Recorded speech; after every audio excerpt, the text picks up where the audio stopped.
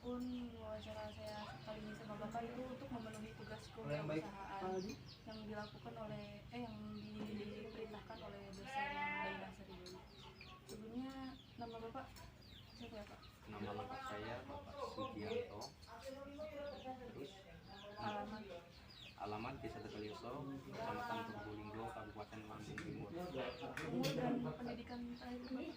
Kalau umur saya sekarang 45 tahun. Pendidikan terakhir saya cuma SLT, Mbak. SLT apa? SLT. Berarti itu setara SMP ya kalau sekarang? Iya, SMP.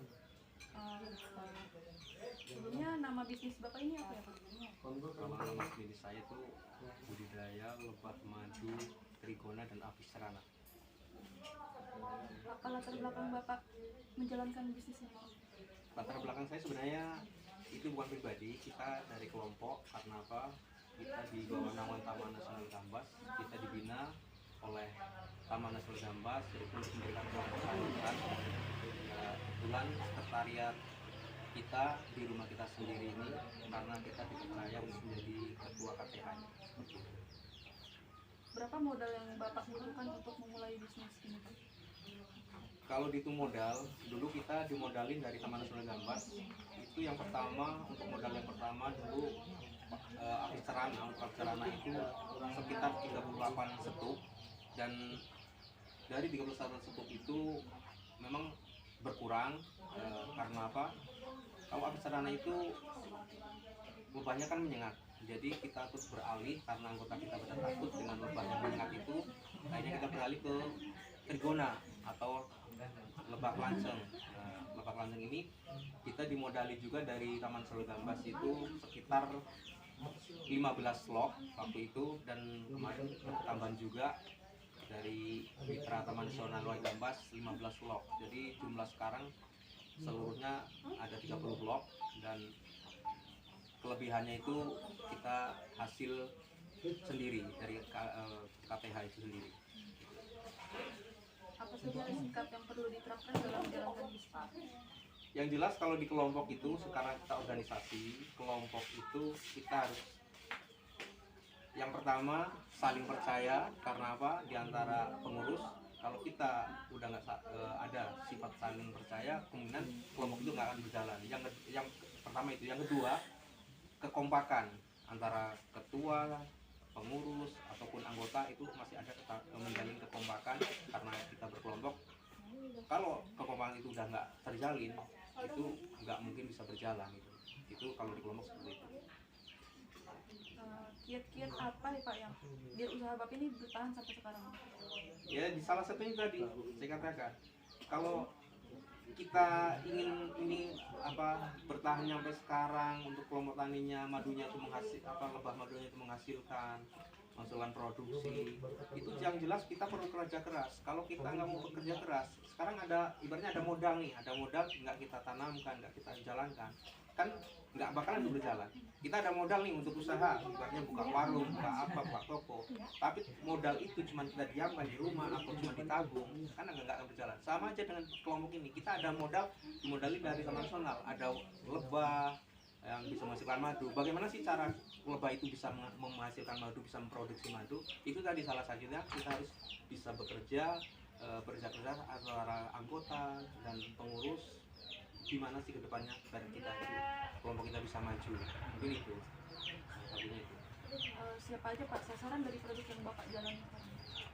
Nah, kalau untuk sasaran madu, di samping lingkungan kita itu sendiri, intinya di Desa Tegalioso dan umumnya di luar Desa Tegalioso dan luar kecamatan kita sendiri di Probolinggo ini, kita udah keluar kecamatan juga kabupaten, bahkan udah kita antar provinsi, karena kita udah sering online ke Jakarta, ke Jawa Tengah.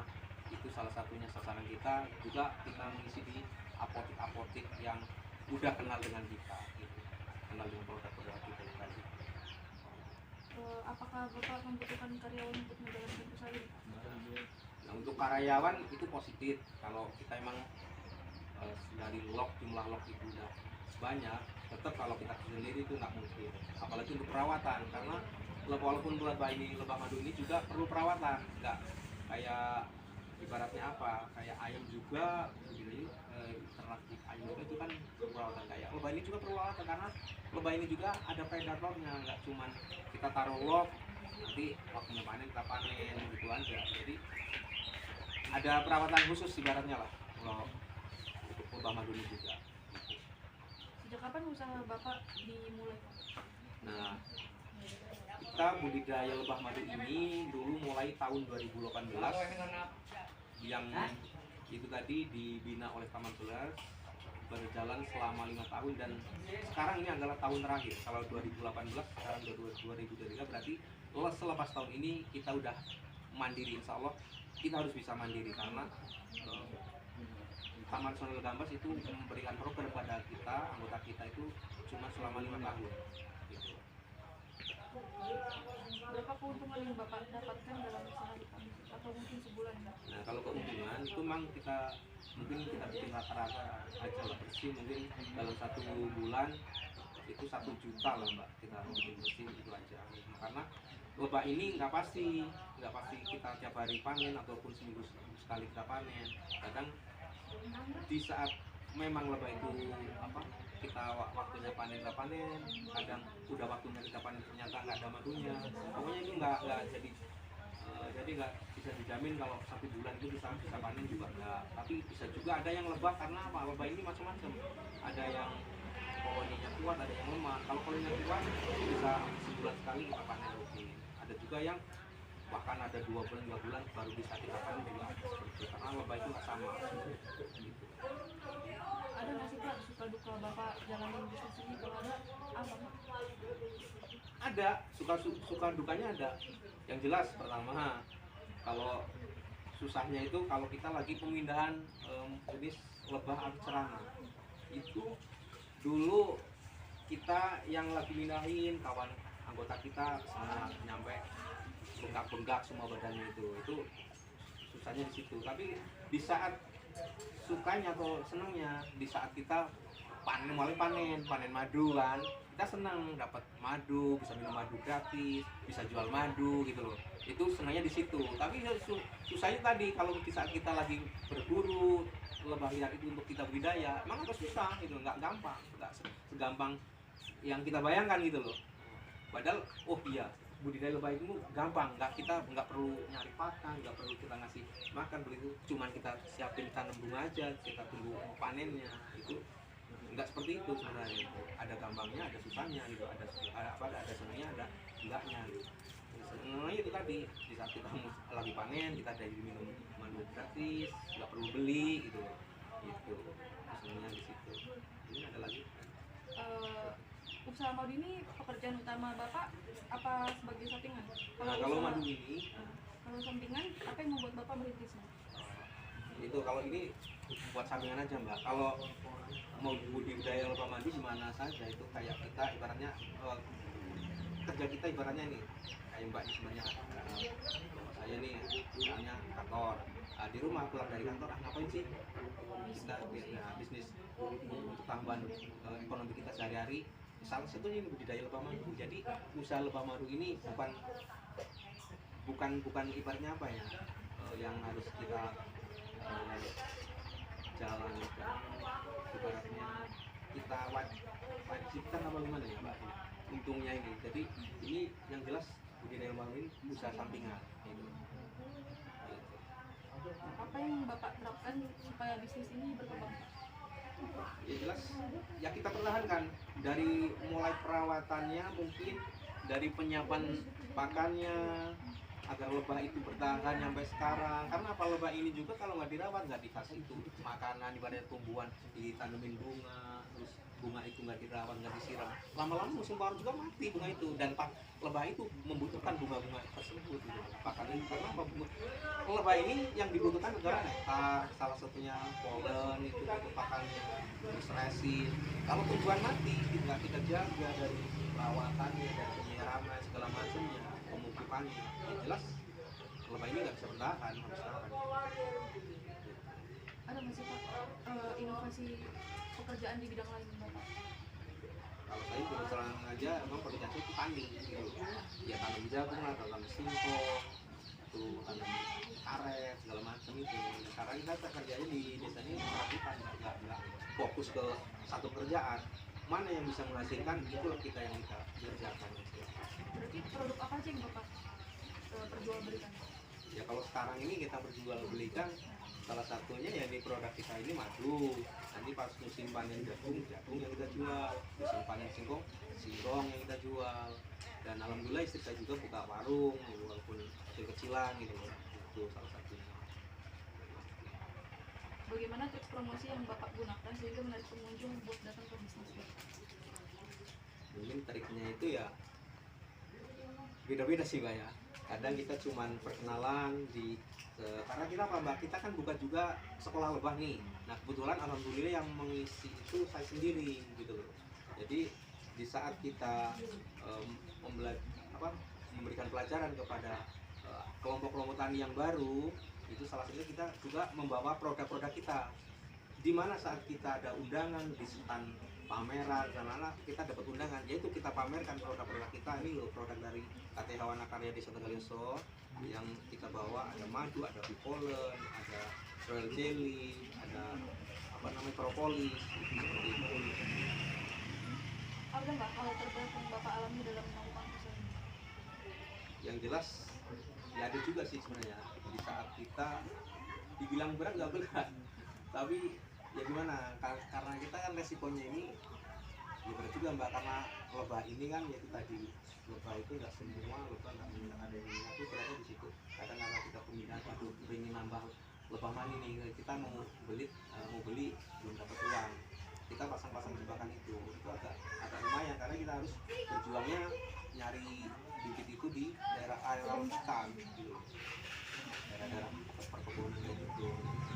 Tapi bukan kawasan, kalau kawasan kita udah lain lagi. Jadi nanti kita kena pasal, kita masuk kawasan itu udah kena pasal gitu. Apalagi ngambil dari hasil kawasan itu tambah nggak boleh.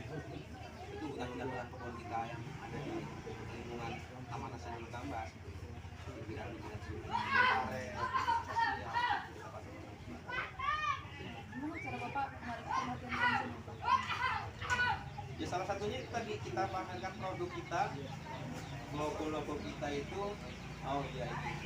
Jadi kita harus bisa meyakinkan konsumen itu, jangan sampai kita produk yang jelas kualitas kita jaga, terutama itu kualitas yang kita jamin, jangankan cuma 100% kita jamin, karena itu tadi salah satu untuk meyakinkan konsumen itu salah satunya adalah kualitasnya Mbak.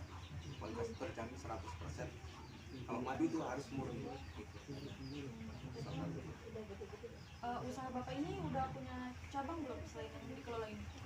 Kalau cabang kita belum punya, cuman kalau kawan-kawan seangkatan kita udah banyak anggota KTH itu, karena di Lampung Timur ini nggak cuma satu KTH, bahkan ada sekarang kayak kurang lebih 18 KTH itu seangkatan kita sampai sekarang.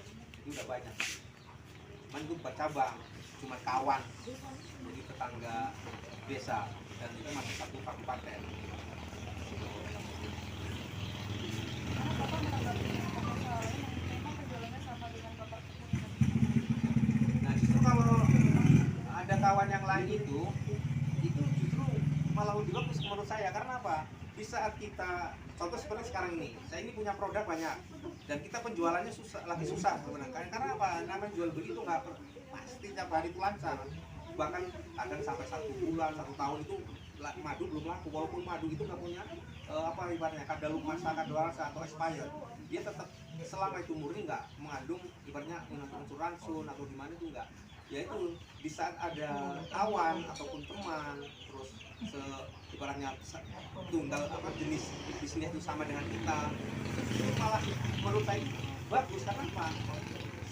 Kalau bersaing itu bukan lain bersaing ya, kita kayu. Jadi di saat kita kesusahan menjual, di sana produknya habis, nah kita stokin di sana. Itu juga sebaliknya, kalau saya nggak punya stok madu, nih ada yang nyari ke tempat kita ambil dari kawan kita yang di sebelah kayak gitu seperti itu.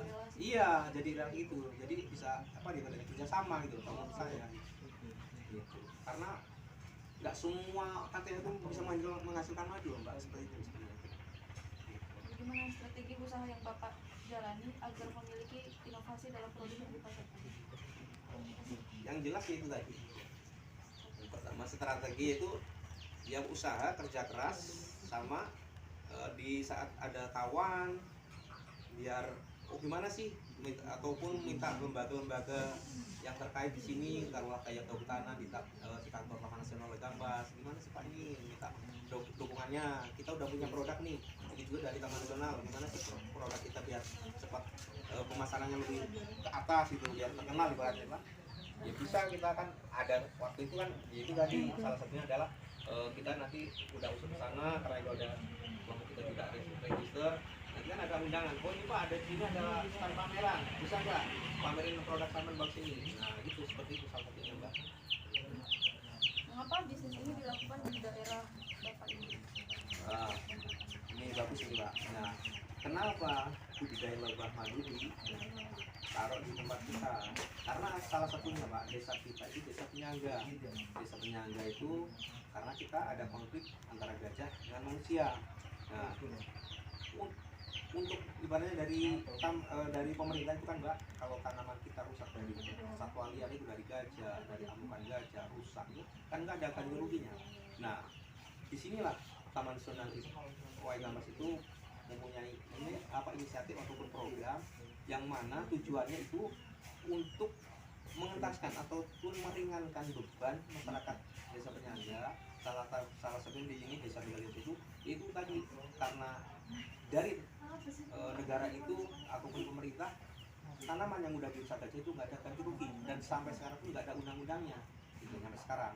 Jadi pemerintah itu punya program, oh gimana sih supaya orang Galiose ini yang tanamannya rusak kena gajah itu bisa tergantikan dengan budidaya lebah madu ini, salah satunya itu.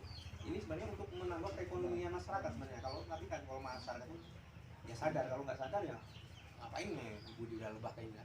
Kayak orang mainan, kok kenapa nggak budidaya apa ibaratnya ternak sapi, apa kambing, apa ayam gitu. Kenapa ini?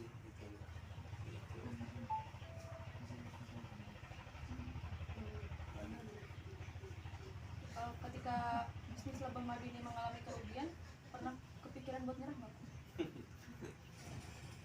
Coba dulu ya, saya ceritain ini. Dulu anggota kita itu berjumlah 15 orang. Dan dari 15 orang itu nggak semuanya itu fokus ke lebah. Karena apa? Dia sebenarnya anggota saya itu nggak mau. Buat apa sih bantuan lebah gitu? Karena kita harus tahu ya, kita waktu itu masih awal, belum tahu ilmunya kalau di lebah seperti apa sih biar menghasilkan produk, bisa menghasilkan madu. Karena dulu kita belum tahu ilmu sama sekali. Tapi sekarang alhamdulillah setelah kita tahu ilmunya, alhamdulillah kita bisa menghasilkan produk, bisa menghasilkan madu, dan madu itu murni. Dan sekarang walaupun jumlahnya belum banyak produksinya, tapi alhamdulillah minimal kita udah anggota kita udah nggak perlu beli madu lagi, cuman kita panen, kita bagi nanti pas anggota kita membutuhkan seperti itu. Gimana pembagian laba yang Bapak peroleh dan siapa yang bertanggung jawab terhadap kerugian itu? Kalau kerugian itu karena kita bantuan Mbak, kita dibilang rugi kita cuma rugi mungkin waktu dengan tenaga aja. Kalau produk materi itu karena kita bantuan dari teman, mungkin yang merasakan rugi gak? Ya kita emang rugi juga sih sebenarnya, tapi rugi gak secara materi, cuma rugi gak di tenaga sama waktu aja itu, karena kita udah ngurusin lama-lama 1 tahun nggak ada hasilnya, lebahnya udah pada kabur. Kalau materi sih nggak ada gitu.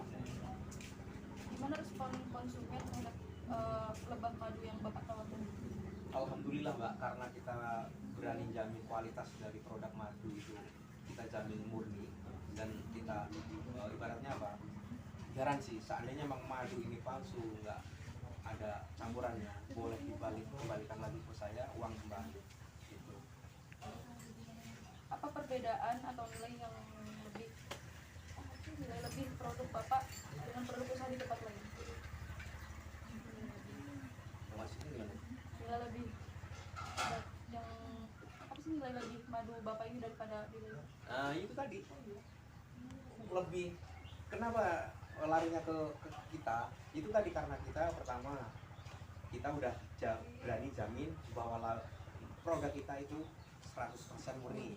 Itu yang pertama. Yang kedua, kita ada jaminan nih. Kalau nggak percaya, boleh madu kita dimasukkan ke laboratorium, uji tes, silahkan gitu. Itulah salah satunya keunggulan madu kita seperti itu gitu. Jadi kita untuk konsumen itu kalau beli ke kita langsung, insya Allah kita jaga kualitasnya, kita jamin benar-benar nggak ada campuran sama sekali. Usaha ini pernah tutup nggak sih Pak pas COVID? Justru pas COVID itu madu itu bukan tutup lagi Mbak, kita justru kekurangan stok madu karena semua larinya ke KTH. Karena waktu itu pas COVID itu KTH itu belum banyak memberikan produksi madu. Saya ini aja 2019 itu udah akhir dan COVID itu mulai 2020 dan madu ini baru produksi paling berapa botol gitu. Justru malah di COVID itu malah nggak tutup, justru yang dibutuhkan waktu COVID itu madu malahan yang diburu itu. Sampai kawan kita aja sampai kebingungan nyari madu mana lagi gitu. Bapak merasa posisi sekarang ini masih kurang optimal nggak Pak buat Bapak? Ya kalau apa merasa sudah di titik sukses Bapak? ya kalau merasa sukses sih dulu, karena kita kan belum bisa membuktikan, oh ini saya hasil jual madu nih, udah bisa beli mobil, udah bisa beli pesawat, ya belum seperti itu. Kita namanya manusia Mbak, pasti kekurangannya. Sebanyak apapun harta kita tetap masih kurang gitu loh. Kalau kita belum merasa cukup gitu loh, gitu. Ya belum merasa kalau optimal itu belum, masih kurang ibaratnya gitu. Itu masih perlu pingin nambah log sebenarnya itu. Biar tambah banyak dan mungkin nanti semakin tambah banyak lognya mungkin semakin banyak produksi kita yang produk kita yang keluar gitu loh. Kalau sekarang kan baru berapa? Baru 30 log gitu loh. Sedangkan kawan-kawan kita udah hampir ratusan log yang dulu. Bapak menjalankan bisnis lebah madu ini sebagai komoditas andalan kenapa Bapak? Enggak Mbak. Ya kalau komoditas andalan itu enggak. Kalau andalan justru kita di pertaniannya. Karena ini salah satunya tadi ibaratnya buat sampingan gitu, untuk menambah ekonomi yang kita tiap hari kita jalankan gitu. Karena ya kalau kita nggak ada kerja sampingan, mungkin kalau udah di desa itu Mbak, ya mungkin ya cuma itu aja gitu loh. Namanya orang kan, semua orang kamu yakin pasti itu pinginnya majunya cepat berkembang lah gitu. Salah satunya budidaya lebah madu ini kalau saya. Gimana Bapak mengukur kepuasan konsumen sama lebah madu Bapak? Kalau konsumen Mbak, selama saya berjualan madu ini, alhamdulillah nyampe sekarang belum ada komplain dari konsumen. Walaupun itu di daerah kita sendiri, di luar kecamatan, di luar kabupaten, bahkan di luar provinsi, alhamdulillah konsumen itu yang dari Jawa Tengah aja justru malah nyampe 2 kali ya. Alhamdulillah setelah ngambil produk kita di sini, kita online ke sana, dia sekali ngambil ada berapa tuh, ada 5 kilo. Ya alhamdulillah cocok untuk kesehatan ini. Alhamdulillah Mbak. Gimana Bapak menjaga konsistensi dalam berusaha di tengah berkembangnya persaingan pasar yang semakin besar? Itu jelas masalah pribadi Mbak. Yang jelas kita nggak mau dengan orang oknum yang nggak bertanggung jawab. Kalau saya seperti itu. Silakan orang mau menjual madu dioplos dengan madu, dengan air dengan gula, dengan air kelapa, dengan segala macam. Yang penting prinsip saya Mbak, saya nggak perlu muluk-muluk. Jadi apa yang kita hasilkan, emang Allah kalau memberikan mau banyak itu banyak, mau sedikit emang udah rezeki kita segitu standar kita. Jadi kita nggak perlu berlebihan lah. Oh saya ingin ini karena artis saya ini udah terkenal nih, udah nyampe Jawa Tengah sana. Wah kita yuk bareng-bareng oplos madu. Saya nggak seperti saya. Prinsip saya selama madu ini saya masih produksi, entah itu mau banyak sedikit, itulah mungkin memang rezeki kita di situ dari yang di atas. Ada nggak sih Pak seseorang di balik bisnis Bapak yang membuat Bapak semangat menjalani bisnisnya? Jelas ada Mbak. Yang membuat semangat saya itu yang jelas penyuluh kita. Karena apa? Penyuluh kita itu dari Taman Nasional Waikambas. Dulu itu saya ceritakan, dulu orang perempuan, dulu namanya Ibu Kamidia di dalam masyarakat. Jadi kan Saksana Putri, Saksana Keturunan. Dan sampai sekarang ini alhamdulillah setelah Ibu Widiarti itu ngasih support saya sampai sekarang ini, dan setelah tahun berapa itu beliau dipindah ke gereja Harisosari sana, dan dia sekarang digantikan sama Pak Miswan sama Kang Cucu. Itulah yang membuat yang bikin saya semangat. Karena apa? Penyuluh kita aja semangat, apalagi kita yang dibina gitu. Kita di bawah, oh itu lebarnya ada gurunya mau didik kita, kok muridnya nggak mau. Itu kan salah kaprah kan Pak. Jadi yang semangat kita penyuluh kita dari Taman Nasional Kepaikan Mas Enggo sih, karena kita binaan mereka. Gimana cara Bapak ngebagi waktu antara pekerjaan Bapak sama keluarga? Nah, itu agak susah emang Mbak. Yang jelas kayak gini, di saat jadi saya gini, harus bisa membedakan kepentingan umum dengan kepentingan pribadi. Saya lihat ini untuk umum, ini untuk pribadi. Yang kira-kira itu masih bisa kita tinggalkan untuk kepentingan pribadi, saya tinggalkan Mbak, untuk kepentingan umum. Karena apa? Kita diangkat di sini menjadi ketua KTH, itu kan jelas orang udah percaya sama kita semua kan. Nah, bagaimana sih cara kita menyikapi ataupun memegang kepercayaan orang lain pada diri kita sendiri? Selama kita masih dipercaya orang, berarti harus kita bisa menjaga kepercayaan orang lain pada kita. Itu seperti itu Pak, menurut saya. Apa permintaan tiap tahun atau bulannya selalu mengalami perubahan nggak Pak? Maksudnya apa perubahan? Perubahan mungkin kualitasnya apa kuantitasnya, banyaknya? Oh itu, ya kalau itu tergantung Mbak. Kalau produk, yang namanya produk, ini kan musim ada lebah itu mengalami 2 musim, ada musim kemarau sama musim hujan. Kalau musim hujan itu lebah justru malah produknya mengurang. Karena apa? Dia di saatnya cari pakan, dia nggak bisa cari pakan karena lagi turun hujan, dia malah berkurang. Tapi kalau musim kemarau ini dia kuat terus Mbak. Nah itu tergantung lebah itu jenisnya, lebah yang sifat kolonial kuat atau lemah. Kalau jenis kolonial kuat, dia pasukannya berat ini banyak, dia cepat menghasilkan madu. Malah kalau musim kemarau beda kalau musim hujan. Karena musim hujan dia dengan yang bunga itu banyak mengandung air gitu, bukan nektar bunga lagi karena musim hujan. Usaha Bapak dalam melakukan kegiatan promosi penjualan secara langsung itu seperti apa Pak? Dan langsung ya kita tawarkan, kadang lagi pas kumpul-kumpul di musyawarah ataupun di rapat-rapat apa, kita bilang kan di sini juga di kelompok tani. Kadang-kadang kita ngambil promo, kita pamer, kita lihat-lihatin gambar kita kan, produk kita ini perlu madu manis enggak, kadang kita pasang di Facebook juga. Kalau perlu madu murni ada di stok gitu, ada warna karya. Ini salah satunya itu kan, kita secara langsung pertemuan kita kasih sampel sampel tol nih, ini masuk rasa madu Regona kayak gini, ini madu Apsara nih kayak gini rasanya. Ada juga yang tertarik, wah ini enak nih madunya, beli langsung. Aku juga itu. Ini masuk pertanyaan terakhir Pak. Apakah saat awal Bapak melakukan usaha ini didukung oleh orang-orang terdekat seperti orang tua dan kerabat? Alhamdulillah, kalau orang tua terus keluarga kita sendiri alhamdulillah mendukung. Karena apa? Usaha budaya lebah madu ini termasuk usaha yang positif. Karena apa saya bilang positif? Karena ini di samping untuk manfaatnya banyak untuk kesehatan badan, ini kan obat yang justru murni dari alam tanpa bahan kimia.